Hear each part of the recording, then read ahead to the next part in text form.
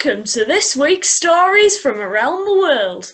I'm Jack Norrie, and in this week's episode we'll be finding out all about gift giving as both tradition and how we can keep the spirit of the gift moving forward in order to create a world of giving.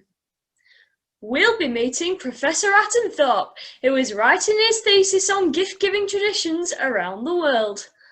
And Dora, a woman who in her younger days received a life-changing gift that both devastated and renewed her faith in humanity, and who has never stopped searching for the perfect gift ever since. To begin with though, we follow our own traditions of asking the kids what the gifts mean to them. So kids, it's over to you.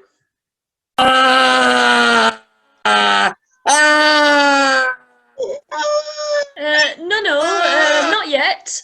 It's Ask the Kids. The wailing comes later.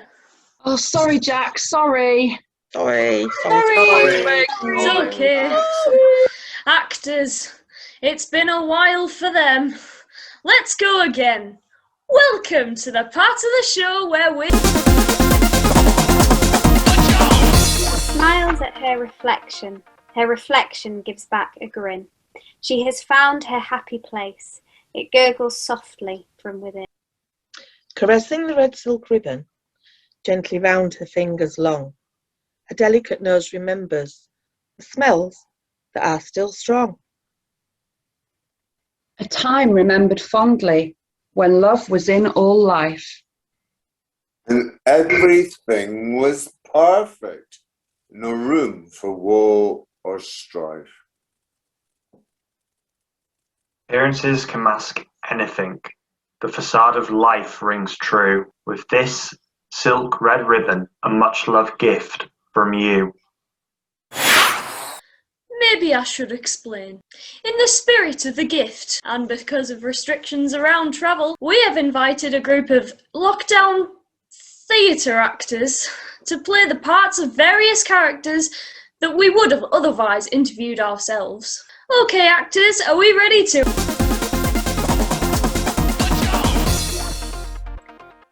A gift is something that you get on your birthday or at Christmas from people that love you.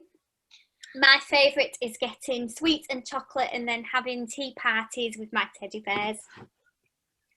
My mummy says that I have a gift because I can draw really well, like my grandpops. She said that the gift has been passed to me. That makes me happy.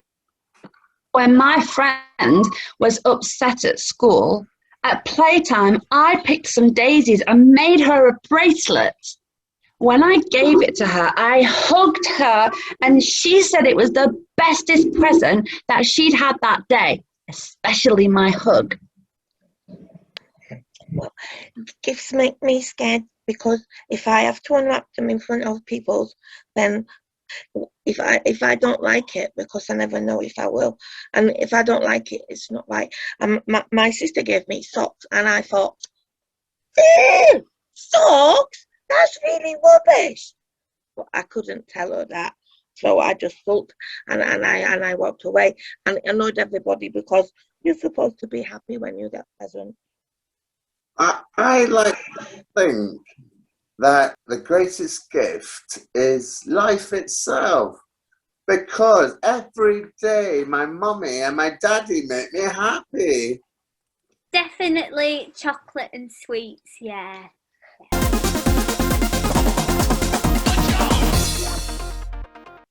Oh, now that's sweet. Out of the mouths of babes and all that. The gift of life. Animals, chocolates and hugs. We might as well leave it there. What more is there to say? Well, lots, as we're about to find out, as we head over to a man who has been studying the culture of gift-giving for most of his adult life. Professor Attenthorpe. Professor Attenthorpe, a very warm welcome to you.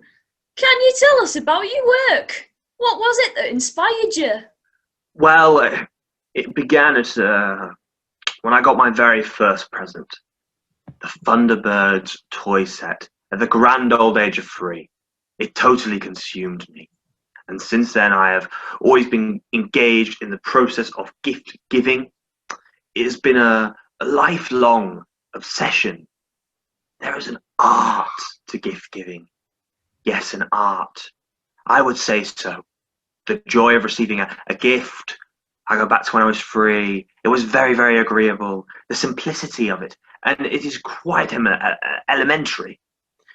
My work is so important to me, especially in this modern age where we have had hundreds of years of gift giving to look at. We have only understood the basics of it. What was going on when the French gave the Americans the Statue of Liberty?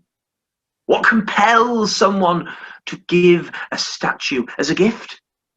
It is a very complex social force that must be interrogated on a deep, deep social level. Right, Professor. I believe you have a story to start us off with. I do. Yes. Part of the inspiration for my studies came from a story that dates back many hundreds of years. And alongside my Thunderbird story, it was the catalyst for my research. Well, would you like to share that with us now, Professor? Yes, of course. In the beginning, before the Earth came into existence, there was a world in the sky where people and animals lived alongside a great tree of life, on whose branches grew seeds and fruits and medicines, all the gifts of life on a single tree. One very windy day, the tree toppled, however, leaving a huge hole. A young woman from the sky world approached, looked into it with great curiosity. She did so. She slipped. But just before she started to fall, she grabbed hold of one of the branches which came off in her hand. She fell, spinning round and round. A shaft of light from the world marked the previously darkened path. There were creatures below the water who looked up from their watery perch and saw this falling object, which they soon saw was the woman, her hair flowing behind her and her arms stretched out. There were some geese which rose as one from the water, broke her fall with their warm, feathery embrace. This was the beginning, a gift of care and responsibility. It is the first encounter between animals and humans. This world was covered by water. The geese could not hold the woman much longer, so they called the turtle, who floated towards her, to rest on his back. The woman needed land, though, so the otter, the beaver, and the loon heard of mud underneath the water. They dived down deeper and deeper. It was exhausting work, as one by one they gave up, leaving the little muskrat, although the weakest diver of all, was determined to help. Down, down he went, his little body thrashing as he did. He was gone a very long time. Eventually his small, limp body floated to the surface. In his paw was the mud. The turtle said, "Spread this mud on my back and I will hold it." The woman did as asked, and in her joy began to sing and dance her thanks. As she did, her feet spread the mud, creating a large area of earth, which she planted the tree branch. And so the earth was made, through thanks and reciprocity. In the beginning, those animals were our little life raft. And now, in the spirit of reciprocity, we must be theirs. Oh, that's a beautiful story, Professor. But how did that inspire you in your research? Because it sounds more that you perhaps went down the saving the planet route. Maybe we should call you Professor Green. Hey. Yes, it led me to believe that gift giving is more than just exchanging a gift. It is about the relationship between the giver and the recipient, and the bond that forms as a result. We were given the earth. Nothing was demanded of us. But like all relationships, if it becomes one-sided, the energy created through giving can atrophy and die, as we are perhaps finding out now at our peril. I was interested to find out two things. The first, if gifts bring with them obligations. And the second, how do we keep the energy, the spirit of the gift alive? I began to look at our neighbours around the world for answers, and also to travel back in time to see what I could learn from our ancestors. Yes, let's start with the ancient Greeks, who I believe thought that evil spirits would come and haunt a loved one on their birthday. Hi, Brian. Hello, Minnie. Minnie, this is a very special day for you, isn't it? It's your birthday, and in all Greeks and Greek culture, we love to give a blessing for a birthday gift. Because were you not to have this blessing, you might be invaded by evil spirits. It's as simple as that. So give your blessing in Zeus's name. Now you know Zeus, he's our god. So I say something like, "Dear Zeus, thank you for blessing Minnie with peace and love, healing and joy, not just for today, but every day of the year to come." Gee, thanks. Well, I've got a candle too, so I'm gonna do my. Oh, sorry, I'm gonna wish for rollerblades.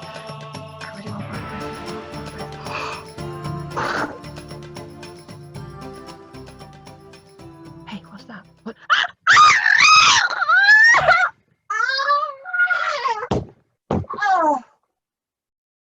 Well, it seems that in this case, the gods did not take kindly to the wish for rollerblades. Hey. Okay, now we go from ancient times to primitive civilizations. As you'll see from the VT, gift giving is not a new thing. In fact, it dates back to the days of cavemen. Giving a gift in primitive times meant power and prestige for the giver. Acknowledge the people. Acknowledge the people. You deserve this moment. I think they love you. Show them the guns. Show them the guns. Yes, those were the guns that defeated her. And was it a 70-foot mammoth? No, it was 90 at least. Everything started dripping off me. Special gifts. So I'm going to give you these 4 teeth. There you go. Thank you. Oh, they are beauties. They are Look finest. how shiny. I know. Look how shiny. God. Here, let me test it out. Yeah, give it a whirl. Give it a whirl. Oh, wow. How's it looking? Huh? Is it looking all right? Looks amazing. Does it? Oh, let's stick one in. Aye. I don't know. I've got 3 rocks. Here you go. They're fantastic, aren't they? Look. They're right, proper. Go on. Rock. That was are these rocks? I'm sorry, mate. I'm so grateful and all that lot. But, you know, like, I killed these great big bloody mammoths for a living. We are so grateful. Oh!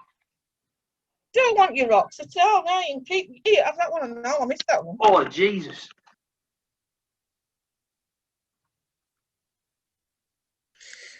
Hey, I hope that was okay, Professor. Yes, Jack. Thank you. It was a great representation of our past and beautifully acted. And how teeth in particular were received with esteem and treasured as a keepsake. Well, who would have thought it? We can now move forward to the Middle Ages, where gifts included romance and love songs from men to their women.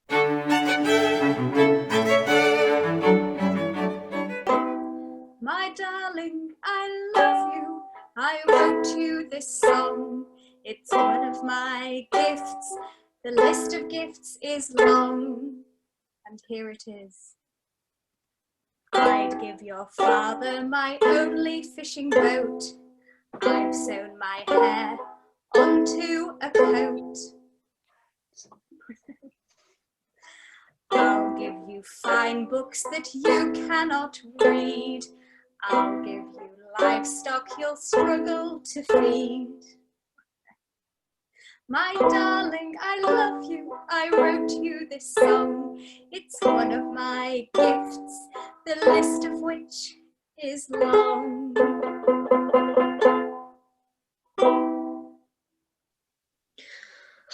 Before we have everyone in tears, let's move on to something more light-hearted. Russia. Ah, yes. In Russia, they have a delightful tradition. The birthday child gives every other child a gift.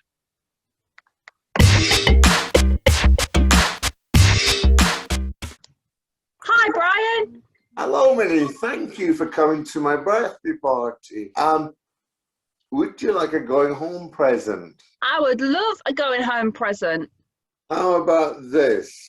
It's a fishing Oh, thank you. one. There you go. Thanks very much. Bye. Bye-bye, bye-bye. Hi, Brian. Hello, I don't know you, but thank you for coming along to my birthday party. Would you like a fishing hat as a going away present? Well, okay then. Here we go. It's you see it? That's it.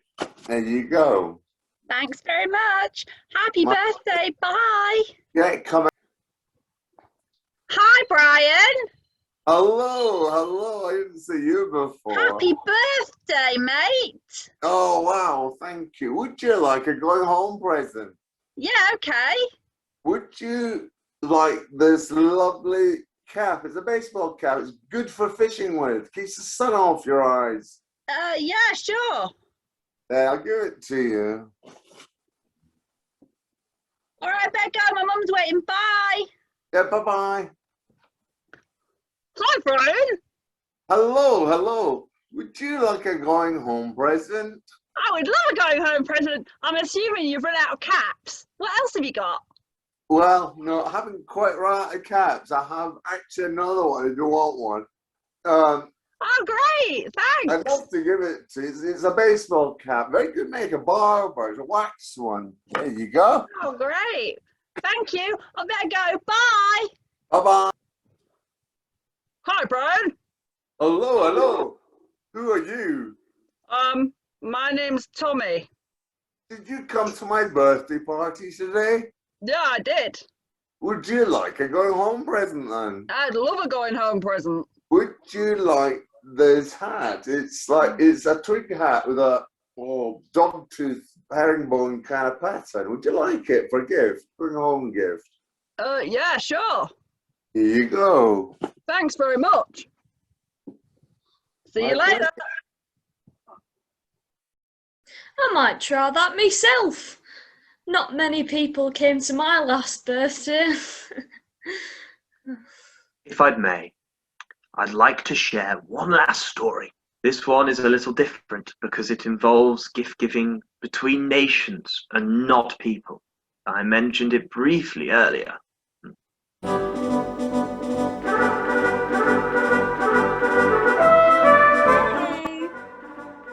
Hiya. Hi, it's my 100th Independence birthday. Hiya. Je m'appelle, je suis France. Hey. You've been doing stuff on your own for like, je suis 100 years now. That's pretty je suis great of you. So I'm thinking I should give you a present. You could have the riches, money, land, or I could just give you a statue. You just show me this, let me think about it. You show me the set. Got an idea, kind of, already. How is this looking? I love it. That just looks like liberty. I'm seeing justice. I'm seeing democracy. Just I It just love it it. just speaks liberty, doesn't it? The whole thing. I agree. Yeah, so I can have that to you in few weeks, few months, maybe. Don't know. Depends how long it takes in the post. You never know. I'll ship it soon. But yeah, happy 100 years of being an independent person. That's pretty good. I need to. Thank you so much. We are going to be friends forever, I can tell. I know that statue has just kind of sealed the deal, hasn't it? Yeah. Au revoir. Yeah. What a heartwarming story of democracy and freedom. Gifts between nations can be a tricky subject area, but I think they pulled it off. So tell me, Professor, in your research, you made a tentative link between the creation of the Earth, the relationship between the giver and recipient of gifts, and gift traditions from around the world. What did you conclude? I'm still working on that. Let's take obligation, the idea that a gift comes with an obligation. For example, I give you a gift, you give me one back because you feel obliged to do so, a bit like our Russian birthday boy. I struggle with this. I was always taught that you don't give to receive, and yet time and time again, this isn't the case. And people expect something back, which in my mind can outweigh the joy of receiving the gift in the first place. I am also not sure about receiving a gift for doing well, because motivation to succeed should come from within. So for me, it is not simply a case of reciprocating, like the Russian boy, or rewarding achievements like the tribal warriors of yesteryear. I know, however, that I am moving in the right direction, and when I fathom it out, I'll have the answer of how to keep the spirit of the gift alive. Bless you, Professor. Do you get disheartened not being able to find the answer that you're looking for? When I was in my study once, I read a book telling the tale of Robert the Bruce, and he was in a cave in Scotland. He saw a spider climb up the wall and fall down, and it would climb up again and fall down. To the rational human mind, we would think, stop doing that, but the spider. So the importance of not giving up. Life is a process, a journey that we all must undertake, and we will all have setbacks, but we must search. I might die and never know the answer, but it was a journey through which I travelled and pushed the boundary. And as Sinatra said, I did it my way. So to answer your question, I do not get disheartened. No, because I believe in the power of gifts. Thank you, Professor. Perhaps my next guest can shed some light on that. Let's meet Dora, the oldest woman in the world, and a woman with a very interesting gift story. Potentially the most devastating story of all time. Dora, how lovely to meet you. Thank you. It's lovely to meet you too, dear. So, Dora, you have lived to tell the tale of possibly the worst gift ever given to anyone of our time. Tell us about it. Yes, well, the gift of which you speak came from my father, whom I had an interesting but difficult relationship with. He taught me a lot. He was always encouraging me to ask questions and find things out. It was him who bestowed the gift of curiosity on me. I know why now. When my father was a young man, the world was cold and he wanted to warm it up. So he came up with the idea of the very first gas fire. However, before he could patent his idea, a friend of his called Prom took his idea and set up his own company and began travelling the world selling his newfangled gas fire. As time went by, the Metheus fireplace became famous worldwide. My father became bitter and angry. He felt it should have been his name in everyone's house, not Prom's. He hatched a plan to take revenge on Prom and his family and anyone who had bought one of the Metheus fireplaces, which was most of the people in the world. His plan was to marry me off to Prom's brother, a lovely man named Epi, who everyone adored, including Prom. At this point, I had no idea my father's part in the vengeance. In order to execute his plan, he'd begun dabbling in the dark arts. Yes, he had. Well, we'd been getting steadily worried about him. Poor man. However, my wedding to Epi was a great distraction, and his mood seemed better. He seemed brighter. One day, on the day of my wedding, in fact, yes, it was. It was the day of my wedding. My father gave me a gift, a beautiful box, and he told me no matter what, I should never open it. I was often tempted, but Epi talked me out of it. I think his brother must have advised him on this, knowing my father might be capable of some real cruelty. However, remember I told you I'd been raised to be curious. Well, that curiosity got the better of me, and one day, I couldn't help myself, could I? No. And I opened the box. Oh, how hideous a gift it was. How rotten and dark and dangerous a gift my father gave me. As I opened it, a great squall let rip, releasing with it an energy of darkness and gloom that darted and dived all around me. Oh, and then, taking further flight, bolted off, travelling to all corners of the world. Greed, envy, hatred, pain, disease, hunger, poverty, war, and yes, even death. They all escaped into the world that day, and all I could do was watch and try to get the lid back on the box. Eventually, I did. As my mind cleared and I realized what my father had done, my guilt overwhelmed me. I couldn't understand what my father had done. I couldn't understand why he would want the whole of mankind to come crashing to its knees. I knew then that I would spend the rest of my life trying to put things right.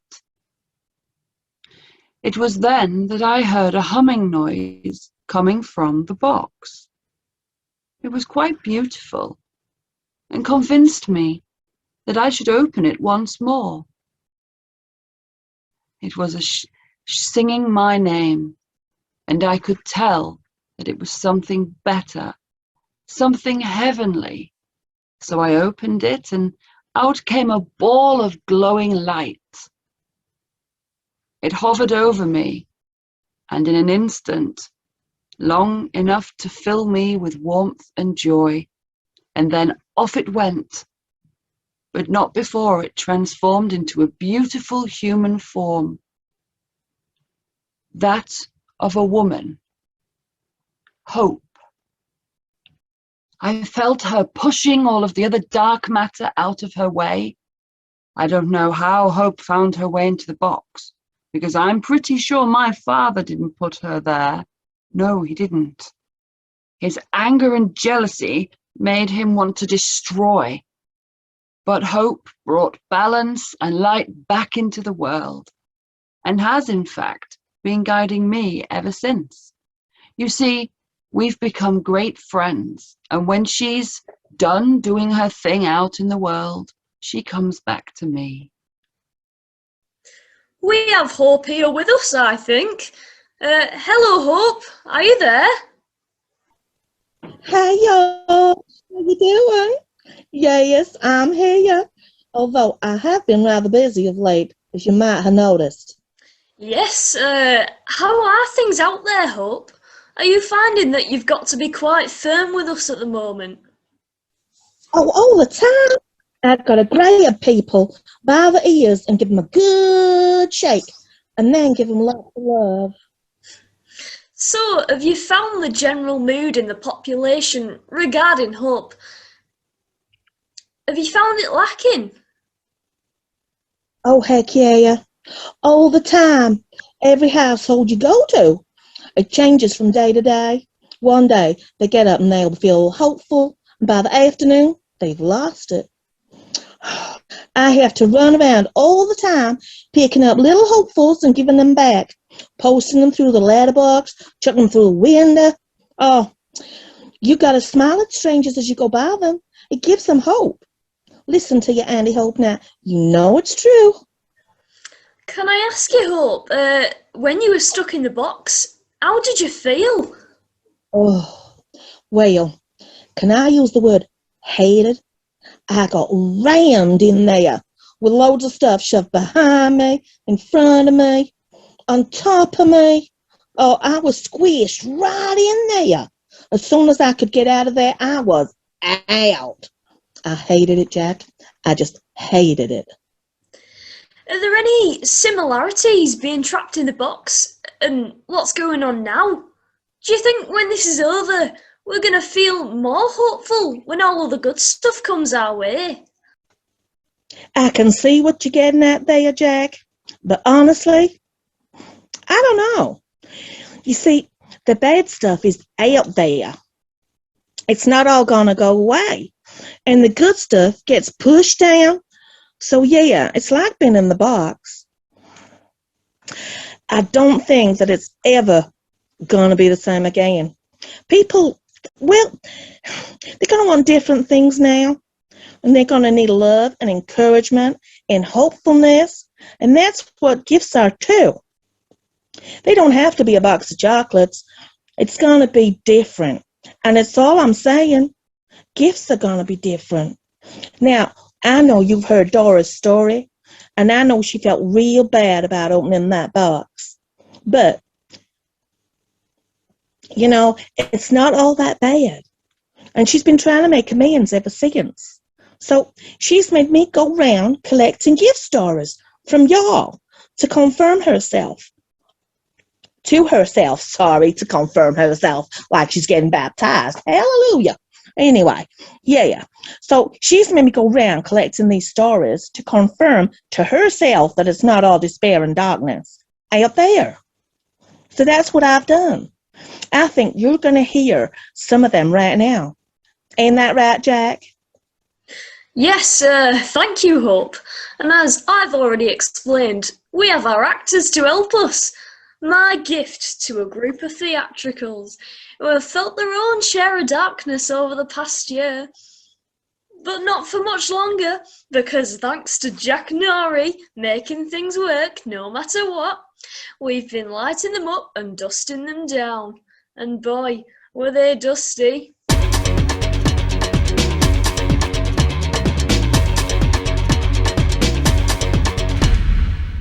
I received a Christmas gift of themed fluffy slippers, which were from Marks and Spencer, so fancy, and they were from a colleague. So my husband and my kids always give me slippers for Christmas, so a month later I just put them in a drawer for regifting. So I then, a year later, regifted these slippers to a friend, thinking, you know, that's a really lovely gift. Then another year later, it's Christmas morning and my daughter unwraps the same slippers from my friend. Then a week or two after Christmas, my daughter came to me with the slippers saying, I don't think I'll wear these, you can have them.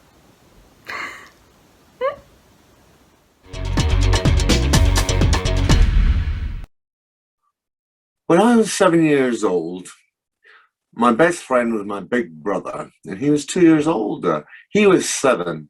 And one day I realized that the following day, it was his birthday.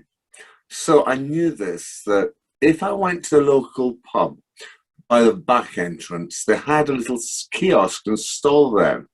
And I went there. I had enough pocket money left to buy my brother a can of Coke and also Mars bar, which for me and him was like gold dust, because Mum and Dad wouldn't let us have those sort of things in case our teeth fell out.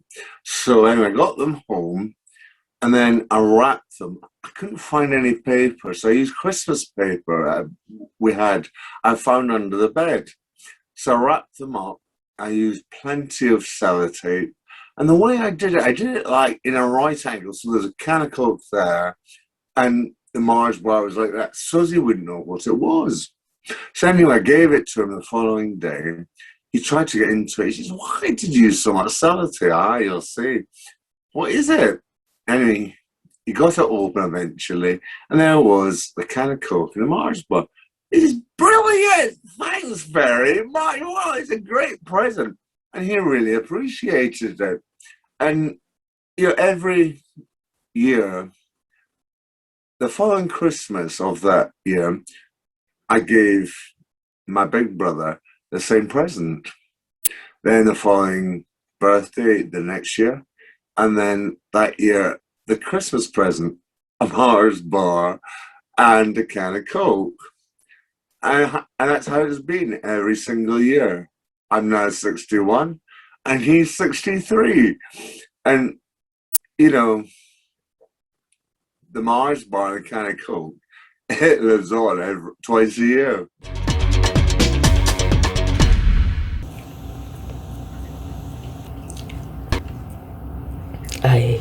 Well, it's like my son. He started making his own jams and pickled eggs, peanut butter. Anyway, I told him, I'd said to him, I'd like some of that for my Christmas box, but I was expecting to get just the jars, but no.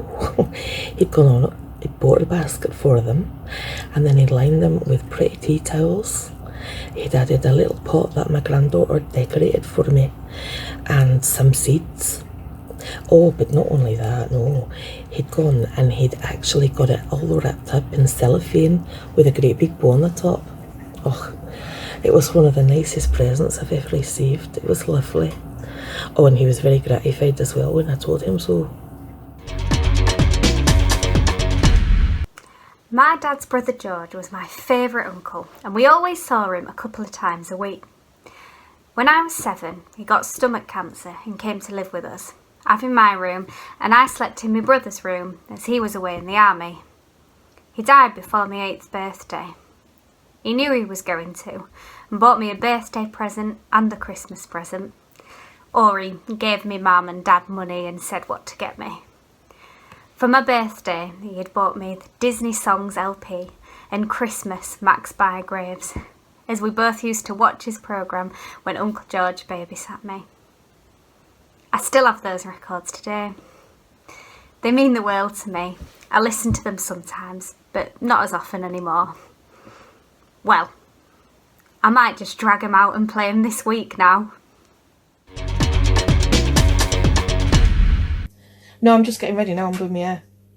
Yeah, so anyway, like I was saying, I worked with this really lovely manager. She was about 40 years old. I mean, this was donkey's years ago.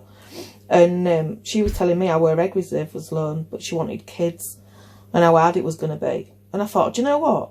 I've got years till I have to have kids. I'll give her some of mine. So I thought I'd go to the doctors. I mean, I told her I was going to do it, and she was so excited about it. So anyhow, doctors said that they were going to give us blood tests and all of that lot. The only thing is, I went to the doctors, and when I come back, got results back, turns out I've got polycystic ovaries, and, it was going to be a struggle for me to get pregnant myself. So, phew, you know, what I intended to be a gift for her turned out to be a gift of knowledge for me. Tell you, it was bad. It was. Oh no! It's fine now. I mean, that was years ago. I've got used to idea now, but it gave me, you know, it's given me time.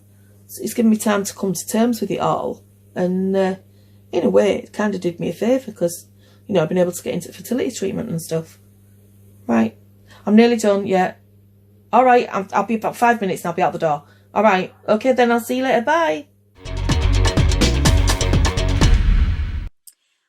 When I was a child, I always used to put Girls' World on my Christmas list.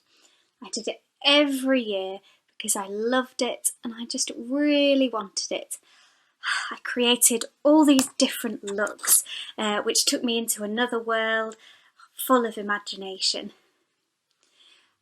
But I never got one because my dad used to spend all the money and there wasn't any left over for presents. He'd just get what he could off the back of the lorry on Christmas Eve. I was telling my husband about this before Christmas one year when I was heavily pregnant with twins. And what did I find in my presents? A Girls' World. I cried. It was so lovely. I'd waited for such a long time. However, I realised that I didn't really need it anymore because I'd created something new and beautiful with my husband and my twins. In fact, I gave it to my daughter when she got old enough that she cut the hair and put nail varnish on the face, so it ended up in the skip. But it didn't matter. It served its purpose.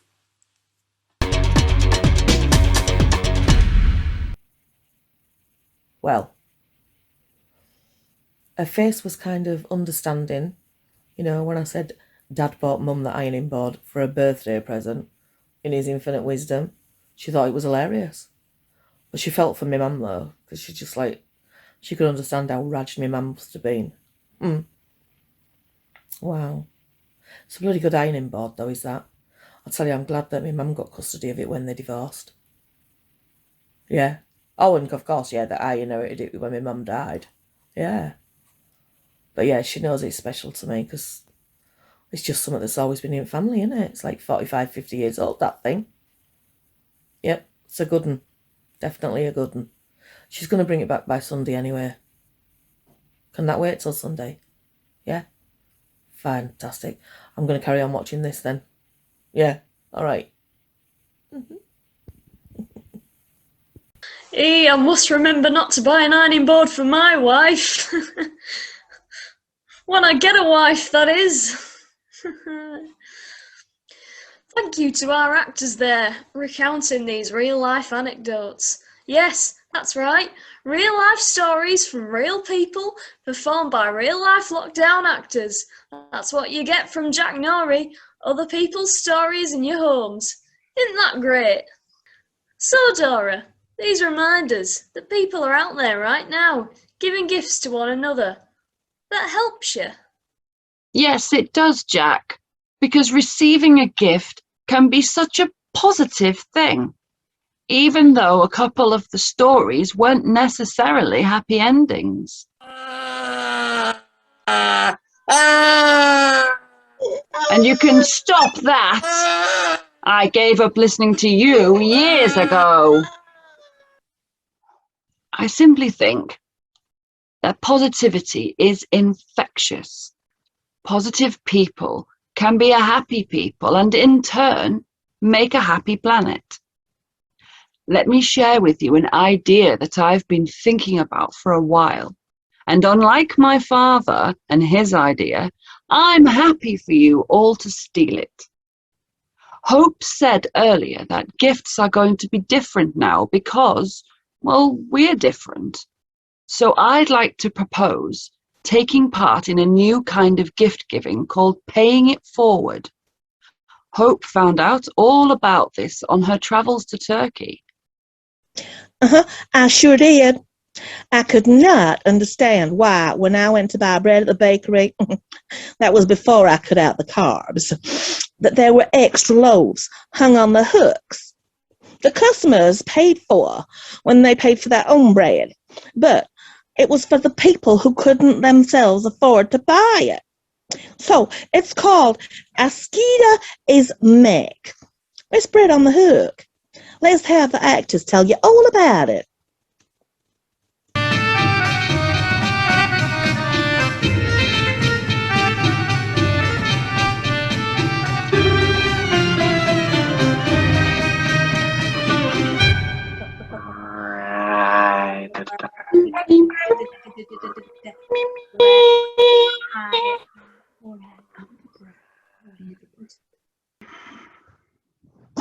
Casquita! Ekmek. Mommy. Is there Any bread? On the hook. do?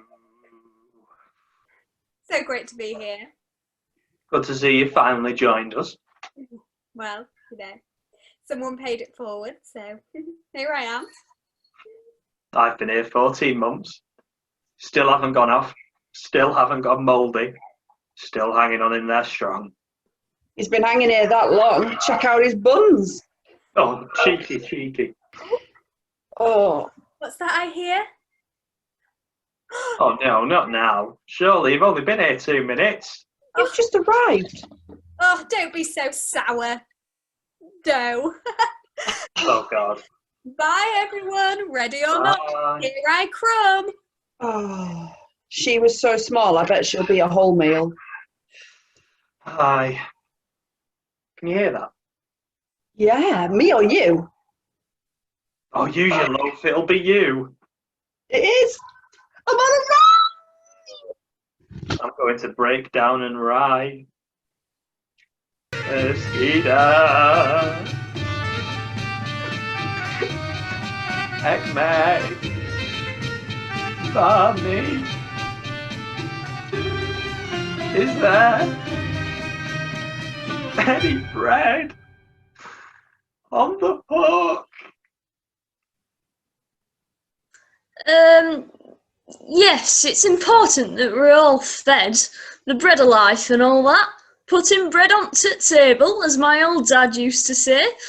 Which is why we have our wonderful lockdown actors shaking off their dust and climbing off their own hooks. Jack Norrie loves to help. Anyway, back to you, Dora. I can feel a big idea coming on. Am I right? Yes, I would like to start a new type of pandemic. Steady on, Dora. We haven't got over this one yet. No, Jack, nothing like that. This would be a pandemic of giving.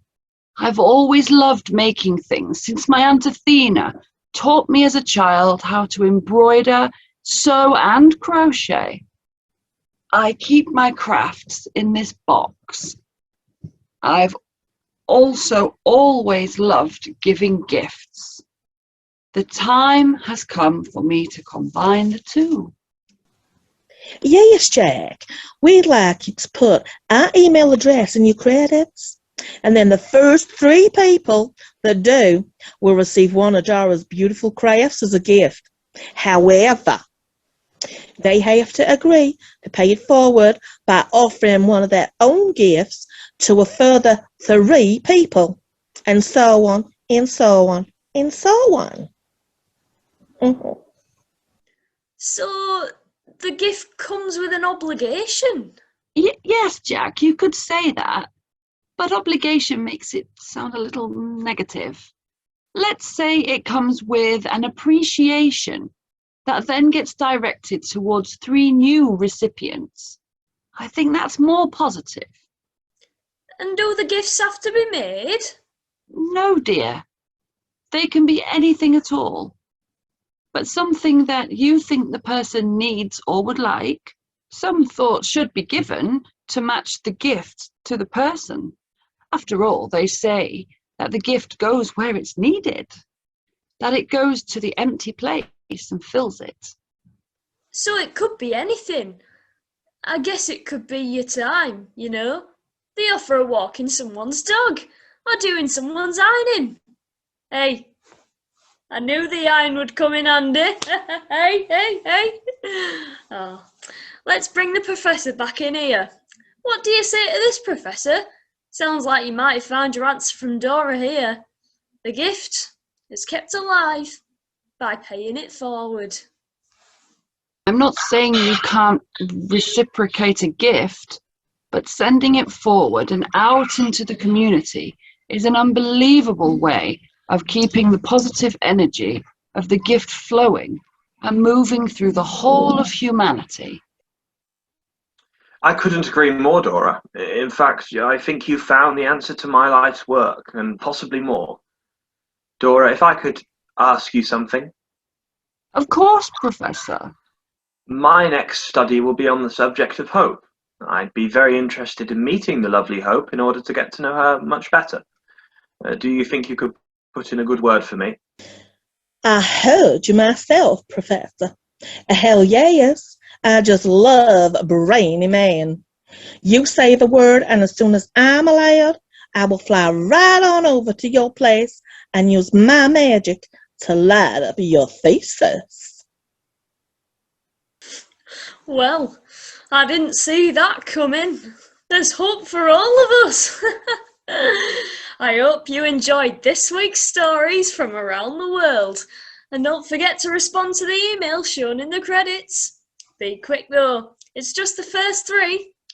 Although, feel free to start your own gift-giving pandemic. Hey Peter, here's a plan. Pay it forward. Thanks, Anna. Brian, a loaf of bread. Pay it forward. Thanks, Minnie. Pay it forward. Oh, thanks, Brian. Anna, Veruca and wart treatment. Pay it forward. Oh, thanks, Minnie. That's what I needed. Hey, Heather. Yeah, gimme. Thank you, Louise. Cup of tea. Warm your little cockles. There you go, lovely. Pay it forward. Oh, thank you, Heather. That's lovely. Just what I needed. Anna, a paintbrush for you. Pay it forward. Thank you. Pay it forward. Now it's your turn. Remember, you heard it here first from me, Jack Norrie, making things work no matter what. Good night from me, and it's good night from our actors.